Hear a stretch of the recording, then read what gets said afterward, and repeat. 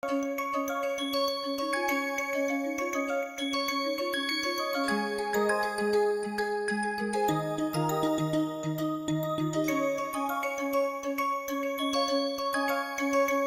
everyone. So in the last module we derived the heat diffusion equation in 3 dimension, looked at various simplifying assumptions. One of the simplifying assumptions was constant thermal conductivity, other was steady state, the third one was either 1D or 2D depending on the situation, and a combination of all these could also be there in a real life situation, 1D, steady state, constant properties, which would give me a situation where you just have a very nice equation which is d square t by dx squared equal to 0 or d square t by dy squared is 0, so on and so forth. Very importantly, we looked at what does 1D typically mean. Does it mean that there is no heat transfer in the other directions? No, it is not necessarily the case. The heat transfer in the other directions are much smaller, the temperature gradients are very small compared to the temperature gradient in the primary direction of interest. In this case, we took the example of a nuclear rod where you could have a dt by dr ranging about 150 degrees centigrade per millimeter, whereas the corresponding number in case of the axial direction is like 0.1 or something. So, about 1500 times higher is the temperature gradient in the radial direction, and therefore, the primary direction of heat transfer in case of a nuclear fuel rod would be a R or 1D in radial direction heat conduction. That is what I wanted to emphasize. Okay, so, we have one simple example problem. It is very simple, but it has a lot of useful information in how you go about analyzing these kind of problems. So, you have a wall which is 1 meter in thickness, and at a certain instant of time the temperature distribution is given to you as a parabolic distribution a plus bx plus cx squared. How this came? So, normally when you solve for the temperature distribution, you would get a profile as a function of x. What we have here is the profile is given to you a plus bx plus cx squared. So, somebody has given you the equation and a, b and c are also given to you. How do you normally we would do a problem where you solve the differential equation and get the temperature distribution. Here the temperature distribution has been given and some things are asked to be calculated. So, that means somebody has solved the problem for you, except that with this distribution please tell me what is the heat transfer rate, etc., etc., etc. Okay. So, it is one step after the solution of differential equation. So, once you get the temperature distribution, what all things can you calculate is what is given in this problem. So, some properties are given and you are asked to calculate the heat transfer rate entering the wall at x equal to 0 and leaving the wall at x equal to 1. What does this mean? If the amount of energy which is leaving and entering is the same, then the part B is that there would be no energy storage. But look at the problem here, there is uniform heat generation. So, E dot in is through the surface at x equal to 0, which is the left boundary. E dot out or Q dot out is through the surface at x equal to L. There is energy storage, I mean energy generation and energy storage in this volume. We want to find out if E dot St is 0 or not, and what is the value of E dot G. We have been given E dot G as 1000 watt per meter cubed. So, let us do this systematically. Temperature T of x is given by this equation, A is 800. So, 800 minus 350 x minus 60 x squared, substituting A, B and C in the expression for the temperature distribution. Okay. So, you are asked to find out many things. So, when we start doing an engineering problem, we need to write down what we know, what we have to find, what are the typical assumptions that go in solving this problem. Why is this important? Why are assumptions important? Assumptions are important because many times there is the correctness of the solution depends on the assumptions that you have made. Okay, suppose I make an assumption which is unrealistic, then it is not a very good solution. You would have to go back and look at the solution by removing that unrealistic assumption. On the other hand, if I make an assumption which makes the problem too difficult to solve, there is no purpose because you are not going to get a solution of any even after lot of effort. So, many times an assumption is important, it gives you some baseline cases, and your real solution may be based on that assumption. You would be able to say whether how good the solution is. Okay. So, we have made couple of assumptions here. One is one dimensional conduction in the x direction. How do I know that? How do I know it is 1D? Because the temperature distribution is only a function of x. So, it is actually not an assumption, the solution is telling you, screaming out to you that t is a function of x alone. That means, it is a problem where t is only a function of x, you do not have to worry about y and z. Okay, what else? You have homogeneous medium with constant properties, k is given to you, rho is given to you, all the properties are given to you. Uniform volumetric heat generation, that is given to you here as 1000 watt per meter cube. Okay. So, if I know the temperature distribution, I know q from Fourier's law as minus Ka dt by dx. So, I can find out the heat transfer rate. I am supposed to find out the heat transfer rate at x equal to 0 and x is equal to 1, which is the end. So, x is equal to 0 and x is equal to 1, which is this end of the wall. So, I can just substitute Ka dt by dx is your heat transfer rate. So, which is what I am going to do here. So, temperature distribution is given, q in is q at x equal to 0 is minus Ka dt by dx. This is Fourier's law directly. So, take the derivative of this function with respect to x, which is nothing but minus 350 minus 120 x. I think that is trivial. So, that is what is substituted here. At x equal to 0, substitute x is equal to 0 in this function, you have minus Ka into minus 350, which comes out to be 140 kilowatt. Similarly, q out at x equal to L, the same function, except that you have x is equal to 1 meter. So, it will be minus 350 minus 120 minus 470 into 40 into 10, which is 188 kilowatt. Okay. So, what does this tell me? Very important thing. See, q in is 140 kilowatt, q out is 188 kilowatt. Q in is 140, out is 188. 48 kilowatt more is going out. Where is it coming from? It is coming from the heat that is generated inside the control volume, which is what we have not taken into account so far, because the problem first asked me to give you these two numbers, q in and q out. Next, it is asking us for rate of change of energy storage in the wall, that means E dot stored. Rate means E dot, the dot is per unit time, joules per second, which is watt. Okay. Watt or kilowatt. So, E dot stored is asked. So, it is a simple energy balance equation which is our bread and butter. E dot in we know 140, E dot out we know minus 188, the negative sign has to be carried in. E dot generated is volumetric heat generation rate into volume of this one. How do I get volume?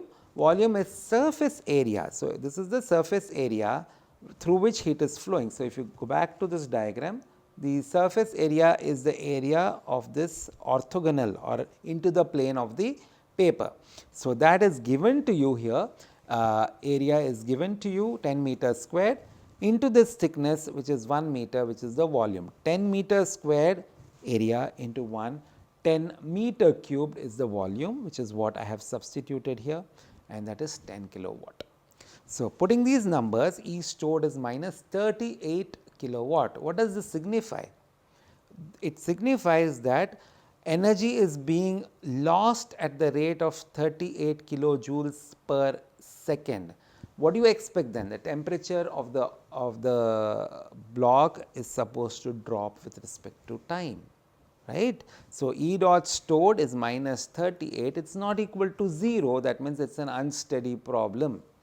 Okay. E dot stored is minus 38, that means there is a decrease in the energy storage with respect to time, which is what the next part is going to tell me, which is m into Cp into dt by dt, which is rho v Cp dt by dt. Substitute the numbers, you get dt by dt is minus 5.94 into 10 to the minus 4 degrees centigrade per second. So, the temperature drops at the rate of minus 5.94 into 10 to the minus 4 degrees centigrade per unit time. Very, very important piece of information, and they are asking you one other thing, time rate of temperature change at x equal to 0.25 and 0.5. So, at a location 0.25 meters from here and 0.5, which is the center portion of this wall, you are being asked dt by dt, rate of change of temperature with respect to time at those two locations. Well, let us see what it is. Is it any going to be any different from this? If you look at the rate of change of temperature at any point in the medium you are asking at with respect to time, you have this as a 1D transient problem. So, the governing equation is essentially d square t by dx square plus q dot by k is equal to 1 by alpha dt by dt. I want dt by dt in terms of the other quantities. So, I retain dt by dt and have the other terms here. dt by dx is calculated as minus 350 minus 120 x from here. We had calculated from here dt by dx. Now, you want second derivative of that quantity. So, dt by dx, derivative of that with respect to x, put it here, it is minus 120 degrees centigrade per meter squared. Now, what does this tell you? D squared t by dx squared is just a number. It is not a function of position at all. So, independent of position in the medium, therefore, I can say from this equation q dot by rho Cp is a number, this is a number, k by rho Cp is a number, everything on the left hand side here is a number, dt by dt is a constant, and we already saw that constant here. So, essentially at 0.25 as well as 0.5 meters, dt by dt essentially comes out to be the same quantity, 5.94 into 10 to the minus 4 degrees centigrade with per unit time. The important thing is the negative sign. What does this indicate? Temperature drops with respect to time, and that is correct because E naught stored is a negative quantity. That means more energy is leaving the surface, leaving the control volume than the energy that is coming in. 140 came in, 188 went out, 10 was generated, 38 is the drop per unit, 38 kilojoules per unit time is the drop, and that results in a reduction in temperature with respect to time. That is what is seen here, and this problem tells me that it is a subtle way of giving you an unsteady problem by asking you to find q in and q outs. A lot of things can be understood, that our problem is one dimensional in space, that is known by looking at the temperature distribution, only a function of x. That is an inference which I can gather right away. I am also seeing a very important thing from this sign, minus 38 kilowatt means temperature is going to drop with respect to time. Had this number been equal to 0, the problem is a steady state problem. Okay, that means E dot in plus E dot generated, whatever was coming in, whatever was being generated is going out. Money coming into your account plus the interest, you are spending everything, nothing is getting stored in your account. Same thing is here for the heat transfer rate. Okay. So, it is a very useful piece of problem that we have solved, gives you a lot of physical insights on how to go about doing this and what each of these terms, the sign of each of these terms mean. Okay. Okay. Now, when you have a differential equation, to solve it we need to have boundary conditions. So, if I have a two dimensional a second order differential equation, you need two boundary conditions. If I have a first order differential equation, I need one boundary condition. If I have a 1D transient condition, 1D unsteady, which is what we saw here, 1D unsteady means either a function of x or y or z and a function of time, I need to have a boundary condition in time and two boundary conditions in the space variable, either x or y or z, whichever I am taking. If I look at this equation, which is a general equation, I need two boundary conditions in x, 2 in y, 2 in z, 1 in time, 7 conditions are needed. Typically, I will know What is the temperature at time t equal to 0? We call that as an initial condition. Initial, before the start of things, what is the temperature? That is the initial condition. Okay. So, we want to see how boundary conditions are specified here. So, we will just look at it. One of the boundary condition is where you specify the temperature of the surface, constant temperature boundary condition, which is called as a Dirichlet condition, where T at any surface, T at x equal to 0, which is this wall, and at all times, that means it is invariant with respect to time, it is Ts. I could have T is varying with respect to time, that means I will specify temperature at this wall x equal to 0 and a value of time, say 10 seconds. Next instant of time 11 seconds, I could have a different surface temperature, but still it is a surface boundary condition. This is a specific case where the surface temperature remains constant. How do I get surface temperature constant? When I have boiling or condensation phenomena. Condensation or boiling is, you have seen in thermodynamics, happens at constant temperature, which means the fluid is going to change phase at a constant temperature. That means the wall which is in contact with that fluid would be at a constant temperature. So, you get constant temperature boundary condition by having a boiling or condensing fluid which is there across the surface.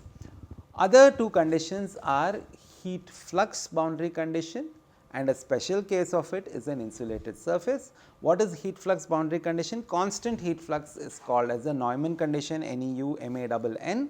So, heat flux boundary condition is specified like this. Let me just go back to writing this. Heat flux boundary condition,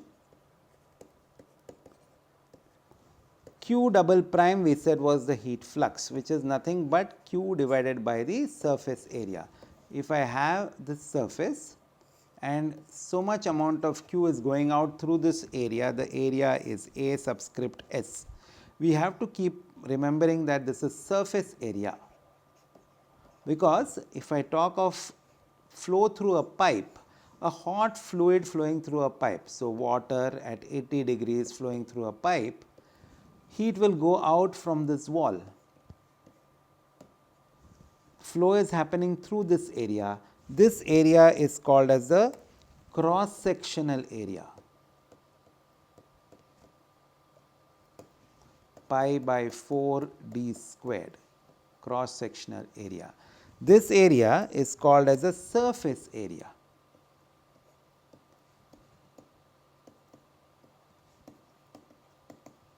Two pi r L or pi d L. Heat transfer happens through the surface area. Flow happens through the cross sectional flow area. Okay. So, there are two different areas. This is A subscript C, this is A subscript F. We need to be sure we understand this. Okay. Anyway, heat flux is this quantity. So, Fourier's law of heat conduction tells me Q double prime is equal to minus K dt by dx. This is what is heat flux boundary condition, except that we need to say where at what x. So, if I have a wall like this is x equal to 0, this is x equal to L. This is say solar radiation coming to Q sun, right. So, heat coming from the sun per unit area of this surface is the heat flux. So, give it Q double prime at x is equal to 0 is some number. Therefore, minus K dt by dx at x is equal to 0 is that value Q solar. Okay. Now, that is what is given in this slide. A special case where the Q double prime S is 0 or the heat flux is 0, we will call it as an insulated boundary condition, and that is specified by K dt by dx at x equal to 0 is 0. Just one more thing I wanted to share, dt by dx is the temperature gradient at the wall.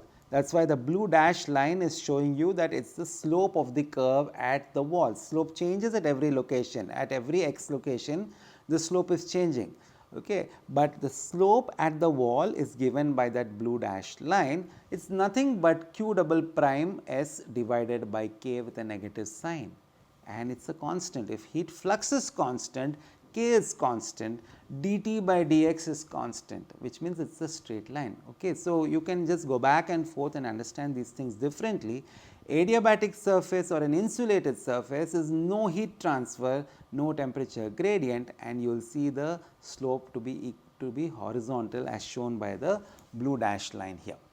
Okay.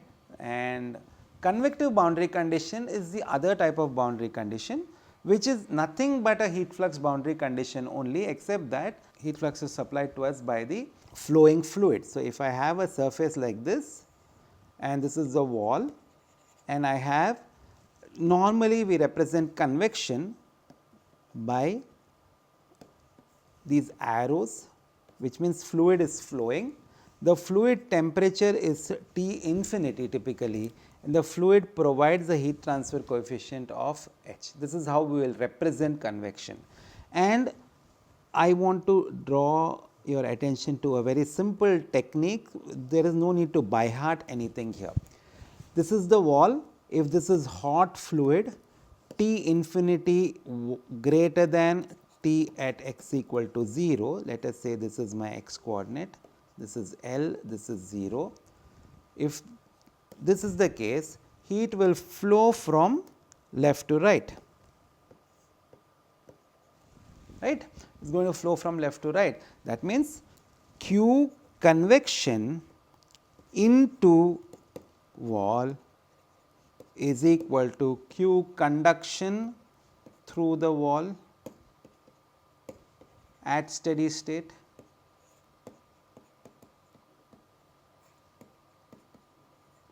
Correct. So, this is given to me by Newton's law of cooling.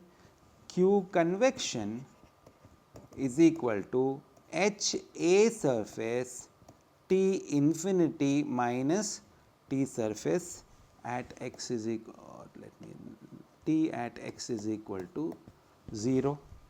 It is a number, H is a number, A surface is a number, this is a positive quantity because T infinity is greater than T at 0. Q conduction therefore is minus K A surface dt by dx at x equal to 0, correct. If I equate this, H A T infinity minus T at 0 is equal to minus K A S dt by dx at x equal to 0, and the A S would cancel off, both are the same areas, that would cancel off, and I would get dt by dx at x equal to 0 is equal to minus h over k T infinity minus T at 0. This is how my convective boundary condition is given. In other words, it is h over k T at 0 minus T infinity, okay, minus T infinity. That is what is exemplified in this slide, minus k dt by dx.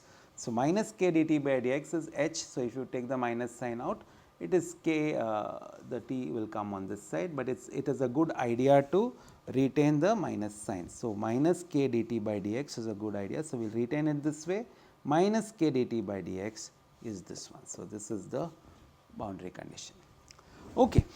So, we now have one small thing to do here.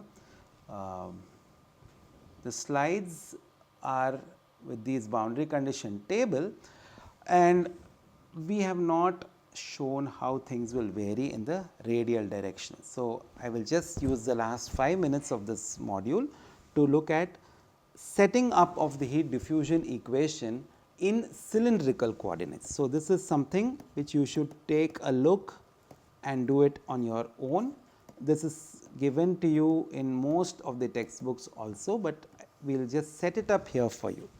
So, what we did in Cartesian coordinates was we looked at a control volume which is like this, okay, dx, dy, dz, and we went through this whole exercise. Now, in cylindrical coordinates, which is r theta z, r theta x or r theta z. So, typically a cylindrical coordinate problem would look like this. This one is like this. This is theta, this is r radial direction, and this is your z direction. So, if I take a look at the control volume, which is essentially a, please think of it like a cake or a donut. This is your donut, okay, and I am looking at a portion like this. Okay. So, if I were to draw this properly here, it would essentially be like this. Okay. So, this is like the piece of the cake with this part cut off. This is my control volume used for cylindrical coordinates. So, I will just set this up for you. Okay. So, if I look at this, this is my dr, this is my dz, okay, and this angle is d theta. I am using this figure because it has come out much better. This length, arc length, is r d theta. This element is at a location which is at a distance r from the center. This is r. Okay, so this radius is r. Arc length is r d theta. So, AB is r d theta, CD is r plus dr into d theta, and let me call this EFGH, E here corresponding FGH. Okay, so, area ABCD is nothing but the top surface is same as the area EFGH, which is nothing but, you can take it as dr into the average arc length, you can take it. So, you can do whatever, and this will be r d theta plus r plus dr d theta whole divided by 2, anything you can do, that is the area. Now, area of this element, area ABFE is nothing but r d theta into height dz. Okay. Similarly, area ADHE is nothing but dr into dz. Okay, and you neglect the higher order terms here, things will cancel, etc. So, all the 6 areas I will have to write. So, area ADHE is same as area BCGF, area ABFE is this, area DCGH is r plus dr d theta into dz. 1, 2, 3, 4, 5, 6, all the areas are written. I will write now q of r, q of theta, and q of z by using Fourier's law. Okay. So, once I put, I start with E dot in minus E dot out plus E dot generated equal to E dot stored.